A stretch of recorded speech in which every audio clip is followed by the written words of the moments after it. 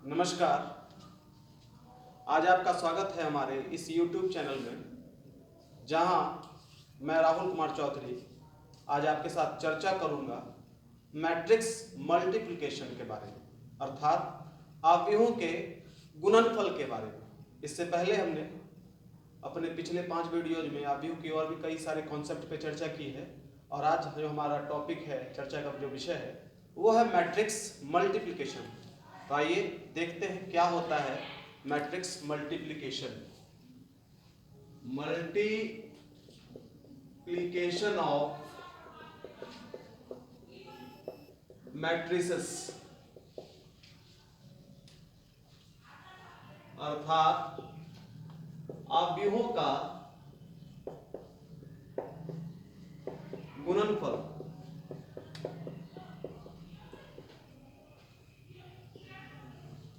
थोड़ा सा पीछे याद करते हैं, रिवाइंड करते हैं कि जब दो अवयवों को जोड़ना होता था या घटाना होता था तो हम कहते थे कि अवयवों को कंपैरेबल होना चाहिए, तुलनीय होना चाहिए। एडिशन और सब्सट्रैक्शन के लिए जो कंपैरेबिलिटी थी वो ये थी कि दोनों मैट्रिसेस का ऑर्डर सेम होना चाहिए, यानी कि दो अवयवों को तभी जोड़ा या घटाया जा सकता है जब दोनों की कोटियां समान हो, दोनों के आकार समान हो। किंतु जब हम अवयवों के गुणनफल के बारे में बात करेंगे तो यहाँ पे हमको एक विशेष क्रम का ध्यान रखना होगा कि किस प्रकार दो अवयवों की कोटि हो, ताकि हम उनको गुना कर पाएं, या गुना होगा या नहीं होगा इसकी भी हम जांच कर पाएं। तो अब देखिए, यदि ए एवं बी दो मैट्रिक्सेस इस प्रकार हो,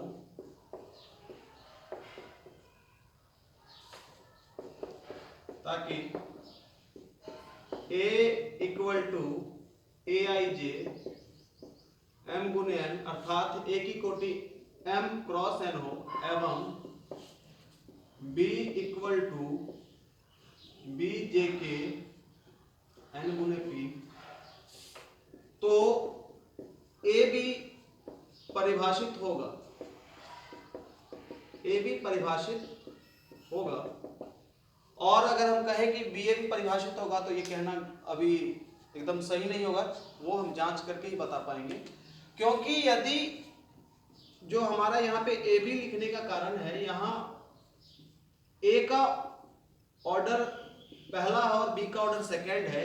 अगर ये ए हमारा पहले है तो ये हमारा प्री फैक्टर है और बी हमारा पोस्ट फैक्टर है। तो ये ए बी तभी परिभाषित होगा जब ए में स्तंभों की संख्या,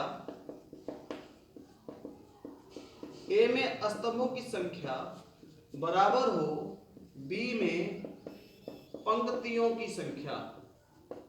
ए में स्तंभों की संख्या बराबर हो बी में पंक्तियों की संख्या, अर्थात number of columns in A equal to number of rows in B.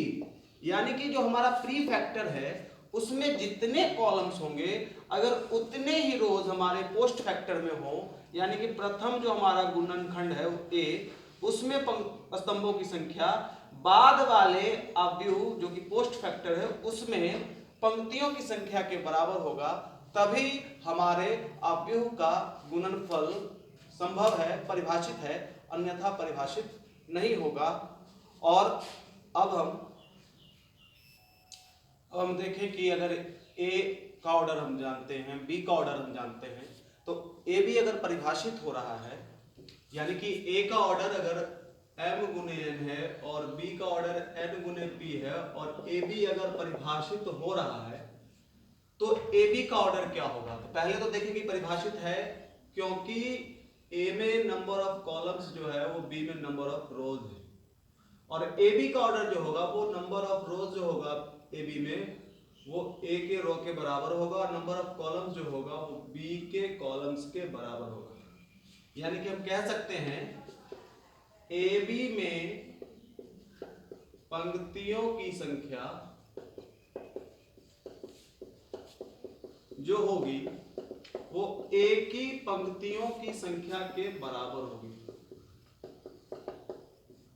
इसी बात को अगर हम इंग्लिश में देखें, number of rows in A B equals to number of rows in A. और दूसरी बात जो है वो है ए बी में स्तंभों की संख्या।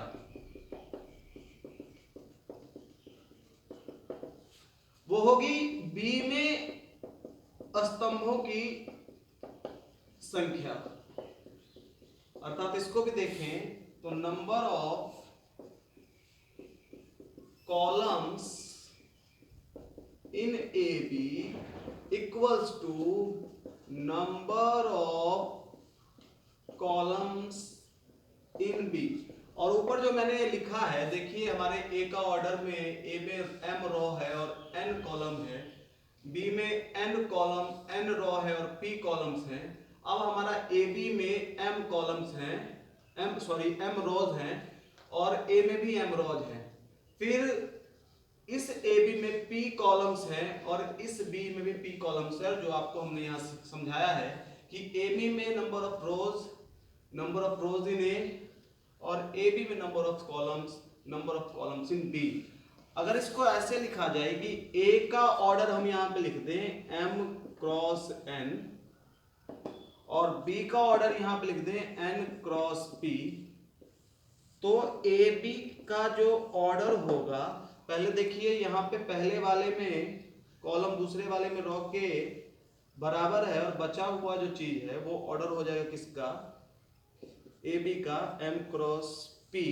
ए का ऑर्डर एम गुने एन, बी का ऑर्डर एन गुने पी, एन और एन सेम है तो एम और पी जो ऑर्डर होगा वो ए बी का ऑर्डर होगा। और अब हम थोड़ा सा इसको और आगे एक एग्जाम्पल के माध्यम से समझेंगे कि हम गुना आखिरकार कैसे करते हैं। अब हम एक एग्जाम्पल लेते हैं। एक मैट्रिक्स ए हमारा है A11, A12, A21, A22, A31 और A32। और एक मैट्रिक्स हमारा है A11, A12 या इसको हम दूसरा नाम दे देते हैं, B नाम दे देते हैं, B equal to B11, B12, B21 और B22। ए का ऑर्डर हम देखें तो इसमें 3 रो हैं और 2 वर्टिकल लाइंस यानी कि 2 कॉलम्स हैं। उसी तरह अगर बी का ऑर्डर देखें तो इसमें 2 रो हैं और 2 वर्टिकल लाइंस यानी कि 2 कॉलम्स। अब हम ध्यान से देखें तो पहले अगर हमको ए बी फाइंड करना है तो नंबर ऑफ कॉलम्स यानी कि ए में जो स्तंभ है वो बी में पंक्तियों के बराबर है, तो ए बी परिभाषित होगा। और ए बी क्या होगा वो देखते हैं, A11, A12, A21, A22, A31, A32 और ये मल्टीप्लाइड होगा B11, B12, B21 और B22 से। लाइफ में, जीवन में हम हमेशा एक कॉन्सेप्ट पढ़ते हैं कि आगे बढ़ो और ऊपर चढ़ो, जो कि इस ट्रिक में मैट्रिक्स मल्टीप्लिकेशन में थोड़ा उल्टा हो जाता है कि आगे बढ़ो और नीचे उतरो। यानी कि अगर इस मैट्रिक्स में हम आगे बढ़ेंगे तो इस मैट्रिक्स में हमको नीचे उतरना है। अब ए बी का जो A11 होगा या C11 होगा वो क्या होगा कि A11 इस B11 से गुना होगा, A11 B11 और फिर इस लाइन में हम और आगे बढ़ेंगे प्लस A12 और B21। फिर इसमें नीचे आएंगे तो इसका भी रॉ चेंज होगा, फिर इस फर्स्ट कॉलम के साथ गुना होगा A21 B11 plus A22 B21 और फिर नीचे आएंगे तो यहां भी नीचे आएंगे A31 B11 plus A32 B21 और फिर दोबारा से जाएंगे तो ये होगा फिर से दूसरे स्तंभ के साथ A11 B12 plus A12 B22, फिर यहां से A21 B12 A प्लस और ये होगा आपका A21 B12 और A22 B22, फिर होगा A31 B12 plus A32 B22। तो ऐसा थोड़ा सा आप और देखेंगे कि यहाँ पे कुछ एलिमेंट्स भी हो सकते हैं, तो उन एलिमेंट्स को भी ऐसे ही गुना करेंगे। एक और एग्जांपल हम देखेंगे, जैसे हमारा दिया हुआ है 3 4 5 6 और इसको मल्टीप्लाई करना है हमको 2 3 4 5। तो पहले जो है हमारा ये मान लो A है और ये हमारा B है, तो पहले का ऑर्डर 2:2 है, बाद वाले का ऑर्डर भी 2:2 है। पहले वाले में जो कॉलम्स है वो बाद वाले में रॉ के इक्वल है, तो ये मल्टीप्लिकेशन पॉसिबल है। अब ये मल्टीप्लिकेशन क्या होगा, तो इसका जो फर्स्ट रॉ है पहले इसके फर्स्ट कॉलम के साथ गुना होगा और पहला अवयव पहले के साथ, दूसरा संगत दूसरे के साथ। तो देखिए 3 × 2 होगा और प्लस 4 × 4 होगा। फिर हमारा पहले का सेकेंड रॉ पहले दूसरे के सेकेंड फर्स्ट कॉलम के साथ गुना होगा, तो ये हो जाएगा 5 × 2 प्लस 6 × 4। देखिए हम आगे बढ़ रहे हैं और नीचे उतर रहे हैं।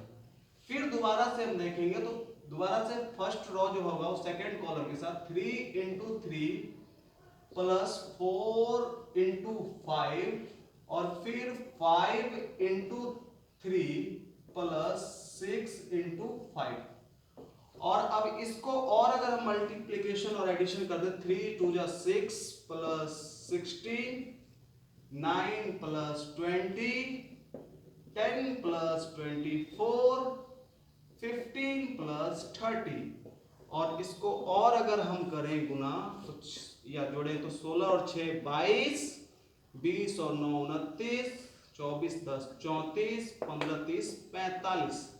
और इसका ऑर्डर जब हम देखें तो 2 × 2 है, ये 2 इसके 2 के बराबर है, पहले A के बराबर, और ये वाला 2 जो है ये सेकेंड जो पोस्ट फैक्टर है उसके स्तंभ के बराबर है।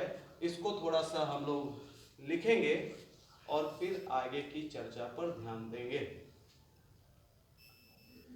अब थोड़ा सा और हम आगे बढ़ें तो हम थोड़ा सा और मैथमेटिकली इसको देखें कि यदि हमारा A = Aij m cross n order का मैट्रिक्स है और B = Bjk m cross p order का मैट्रिक्स है, तो AB एक मैट्रिक्स होगा CJK जिसका ऑर्डर m क्रॉस p होगा, और जहां ये CJK एलिमेंट है वो summation of j = 1 to n Aij Bjk होगा। इसको सिग्मा कहते हैं, इस साइन को सिग्मा, जो कि कंटिन्यूड सम को प्रदर्शित करता है कि इस चीज को लगातार इस लिमिट से इस लिमिट तक हम जोड़ेंगे तो हमें समेशन ऑफ दिस एलिमेंट मिलेगा। इसका कहने का मतलब कि अगर हमारा एक मैट्रिक्स A = 1 2 3 है जिसका ऑर्डर 3:1 है, और एक मैट्रिक्स B = 2 5 है जिसका ऑर्डर 1:2 है, तो हमें AB मिलेगा, और AB का ऑर्डर जो होगा वो 3:2 होगा। और यहाँ पे अगर मान लीजिए कि CJK हमने रख दिया, तो ये CJK जो होगा J = 1 से n होगा, तो हमको पहले C11 हमको देखना होगा। वो क्या हो जाएगा हमारा, वो हो जाएगा A11 × B11 और प्लस आगे ऐसे ही जाएगा, तो इसको हम मल्टीप्लाई करके ही देख लेते हैं। तो ये हमारा जो हो जाएगा वो हो जाएगा 1 × 2, फिर 2 × 1 × 2 ही लिख लेते हैं, मल्टीप्लाई करेंगे बाद में, फिर 2 × 2, फिर 3 × 2, और फिर अब ये सारे एलिमेंट सेकेंड कॉलम के साथ गुना होंगे, तो 1 × 5, 2 × 5, 3 × 5।